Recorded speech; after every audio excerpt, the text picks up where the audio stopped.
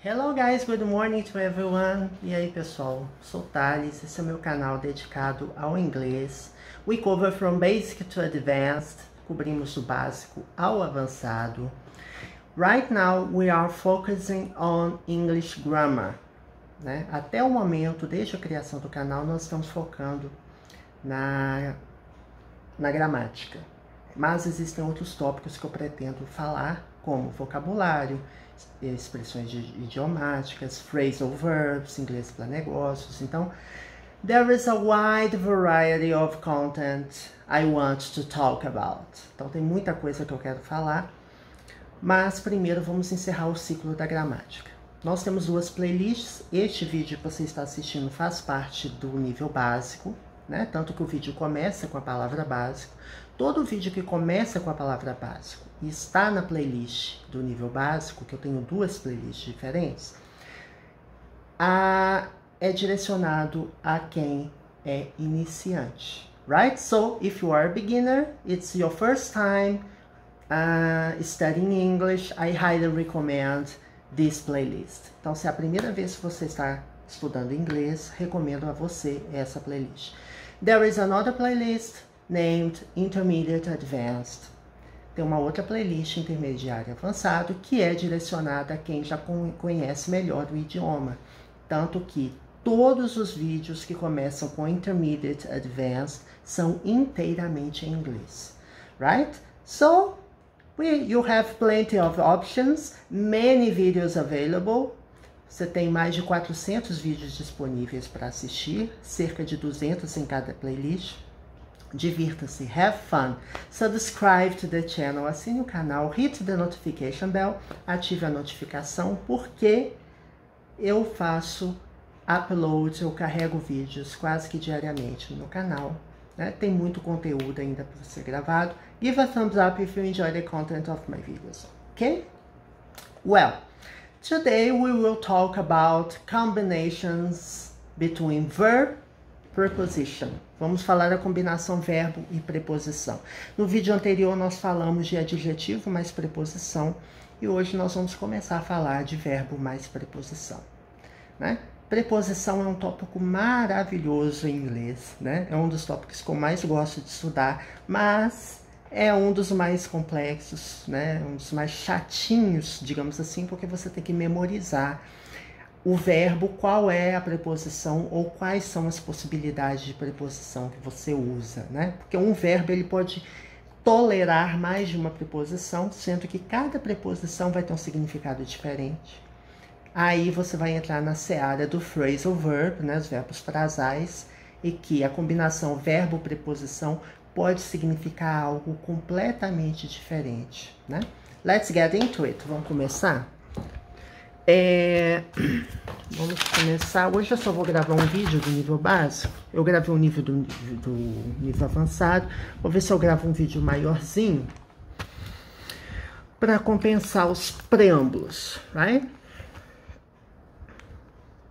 She didn't wait for me.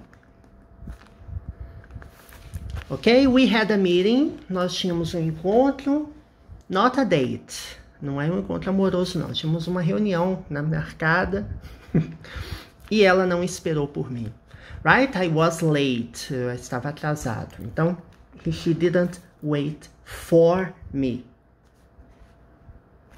Então, ela não esperou. She was impatient. She wasn't able to... she didn't wait at all. Ela não quis aguardar. Então, wait é o verbo aguardar, esperar. For. Caso você use preposição, você vai usar a preposição for, né? Aguardar, esperar por alguém, right? Wait for me. Aguarde por mim, right? I'll write her an email. Eu vou escrever um e-mail para ela. Aqui você tá vendo que não tem preposição, né? Olha só que interessante. Nós vimos em inglês, nós já vimos, acho que eu já abordei esse tópico, que alguns verbos, eles têm dois objetos, né? É igual ao português, você tem um objeto direto e indireto. Em inglês também você tem esse tipo de coisa. Write her an email or write an email to her. Você pode inverter a ordem dos objetos, né? Aqui eu estou invertendo a ordem dos objetos, colocando an email antes e her depois. Quando você tem o verbo mais somebody e something, você não tem preposição. I will write somebody something. Eu vou escrever a alguém alguma coisa. Aqui você não tem preposição. Porém, aqui você vai ter I will write an email to her. Eu vou escrever um e-mail para ela. Aqui você usa a preposição to. E um exemplo mais simples ainda. She'll write to me. Ela vai escrever para mim, né? She'll write to me.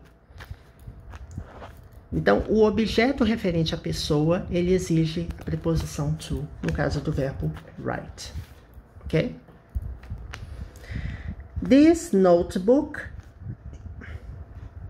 belongs to me. Este caderno, né? Esse caderno aqui que já está todo preenchido de tanto vídeo que eu já gravei. Na verdade, é o segundo caderno, tá? O primeiro caderno eu joguei fora. This notebook belongs to me. Esse caderno pertence a mim. Então, o verbo belong exige a preposição to, ok? Mom asked him for money. Quando você usa ask é o verbo pedir, tá? Ou perguntar. Quando você usa o verbo ask mais somebody, que é a pessoa, for something, você vai ter essa estrutura, ó. Ask somebody for something. Então, quando você pede alguém por alguma coisa, né? Você pede alguém alguma coisa. No caso aqui, ó. Mãe pediu a ele dinheiro. Pediu dinheiro a ele. Então, você usa a preposição for. Ok? I like to listen to music. Eu gosto de ouvir música. O verbo listen to, ouvir música. Então, assim, a regência verbal em inglês, ela não tem lógica alguma em relação ao português. Então, você tem que desvencilhar, porque ouvir música não tem preposição. Então, por que em inglês tem? Porque em inglês tem.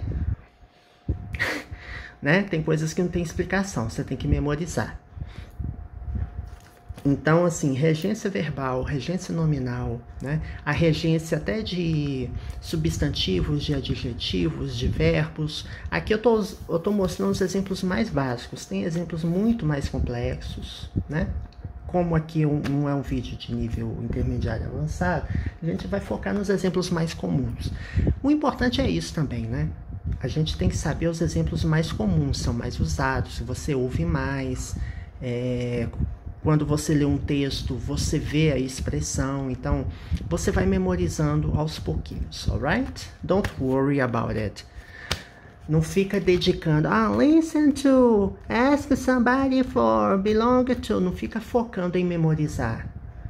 Veja os exemplos, familiarize-se com eles, né? Leia bastante que você vai memorizar naturalmente. He is thinking of her. Ele está pensando nela. Então, think pode ter a preposição of, pensando em ela, né? Thinking of her, pensando nela, ou pensando em alguma coisa. Você pode usar, inclusive, thinking about her também. Tem casos que você, né, vai acabar podendo usar tanto think about ou thinking of. Tem casos em que é mais comum você ver thinking of. Eu já vi até uma música, tem uma música que chama Thinking of You. Acho que é da Celine Dion, pensando em você. Talvez até para a sonoridade da música, para o ritmo, ficou melhor colocar thinking of. I'm thinking of you.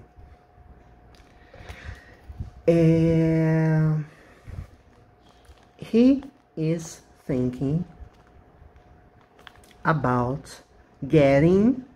Aqui eu vou explicar uma coisa interessante. A new job. Que eu explico em quase todo vídeo que surge isso. Primeiro, aqui é o present continuous. É um tempo contínuo, que é o verbo to be, mais o verbo principal da frase com ing. O ing funciona como gerúndio, né? Está pensando. Aí você me pergunta, Thales, o verbo think não é um verbo que normalmente é usado no contínuo, igual o verbo feel, né? O verbo sentir. Apesar, I'm feeling sick, estou me sentindo doente. É possível. Tem muitos verbos que não são usados naturalmente no contínuo, mas quando você fala assim, he is thinking about something, ele está pensando sobre alguma coisa, quer dizer que ele está considerando fazer alguma coisa, ele está pensando, planejando, não?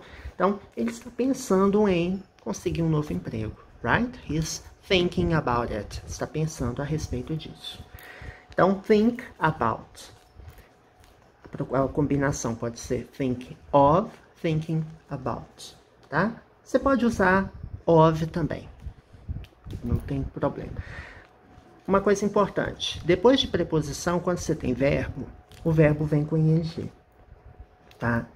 O verbo get, a combinação consoante, vogal, consoante, numa sílaba só, numa sílaba tônica, ou caso ele tenha mais de uma sílaba, enfim, não importa, desde que tenha essa combinação, você dobra a última consoante antes de colocar ing, né? Igual o verbo cut, cortar, cutting. Put, colocar, putting, né? Cutting, putting, getting, né? E tem um som de R voltado para R, né? Que é o inglês americano. Getting, cutting, putting.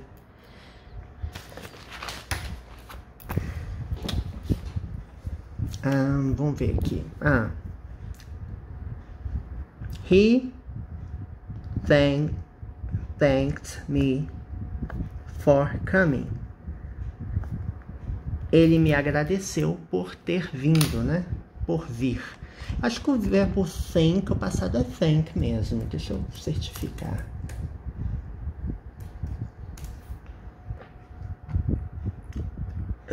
Eu vou procurar o verbo think. Não é think, não, é thank. Thank you. Gente, que cabeça minha. É porque tem um verbo think, é o verbo pensar, o passado dele é thought, né? Isso aqui a gente já viu. O verbo thank é um verbo regular, então ele termina com ed, então não é irregular. Então o passado dele é thanked. He thanked me for coming. Ele me agradeceu por ter vindo. Então, for é uma preposição, o verbo come tem que vir com ing. Lembrando que quando o verbo termina com e, você tira o e e coloca o ing, tá? Tem muitos detalhezinhos em inglês importantes.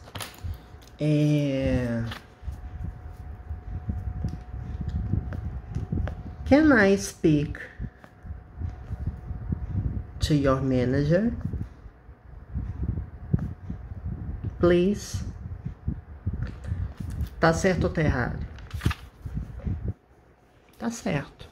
Apesar que assim, speak, eu quero falar com você, né? Speak with you. Estou falando com você. Mas aqui, quando você tá no telefone, I'd like to speak to your manager, please. Gostaria de falar com seu gerente, por favor, né? Então, to. E talk, naturalmente, é talk to, né? He talked to me about the situation. Ele conversou comigo sobre a situação, né? He talked to me about the situation. Verbo talk é o verbo regular, coloque ed. Can I speak to your manager? Né? E speak with you. Então, assim, ao telefone você vai dizer talk to. Aliás, speak to, né? Speak with também eu entendo que não tá errado. Você pode usar speak with também. Agora, presta atenção no seguinte. Aqui não precisa, porque no exemplo já tem. He talked to somebody about something. Então, ele conversou com alguém. He talked to somebody about something. Então, esse é um tipo de estrutura que você tem que memorizar, né? Ele conversou com alguém sobre alguma coisa. Então, você não vai falar he talked this situation to me. Não, he talked to me about the situation, right?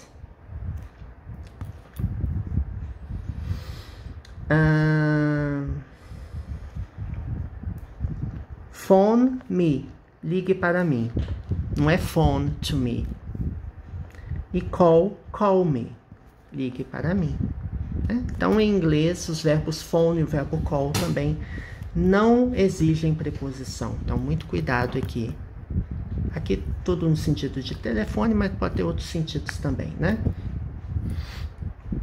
Deixa eu ver aqui. What happened to Mary? Mary não foi à escola hoje. Aí todo mundo pergunta, o que aconteceu com Mary? What happened to Mary? Preposição to. Né? O happened to. Happen, verbo acontecer. Happened, o que aconteceu. Quando você tem um pronome interrogativo como what, who, when, né? Funcionando como sujeito, né? Ou subject. Aí a caneta já tá bichando já. Gente do céu. É o famoso Faustão, quem sabe faz ao vivo, ó, subject. Quando você tem uma frase, um pronome interrogativo que funciona como sujeito, você não usa verbos auxiliares. O verbo, ele vem direto conjugado no tempo verbal dele. Então, what happened? Ao invés de usar did, se você usar did, está errado, tá? Eu já falei disso em alguns vídeos anteriores, é só você dar uma olhada, tá? Muitas coisas que eu estou explicando aqui, que são adjacentes, assim, axilares ao tema que eu estou falando, que é o verbo mais preposição, boa parte deles eu já falei em vídeos anteriores. Porque esse é um curso continuado, assim, ele começa desde o basicão, os primeiros vídeos são sobre verbo to be, present continuous, eu vou explicando os tempos verbais, então é recomendável que você assista todos os vídeos, porque é um curso completo de gramática, né? Vai encadeando. Ou, caso você já tenha familiaridade com o inglês, você procura uma palavra-chave, um tópico especial que você quer estudar e vai ter o vídeo lá. Ou não, né? Às vezes eu não falei sobre isso ainda, porque eu não concluí todos os tópicos que eu queria falar sobre a gramática inglesa. E pode ser que algum tópico fique batido mesmo, mas a ideia é um curso completo de gramática, do basic até o intermediate advanced. Okay, so I hope you had fun with me. Have a nice weekend and see you tomorrow. Bye bye. Até a próxima, pessoal. See ya.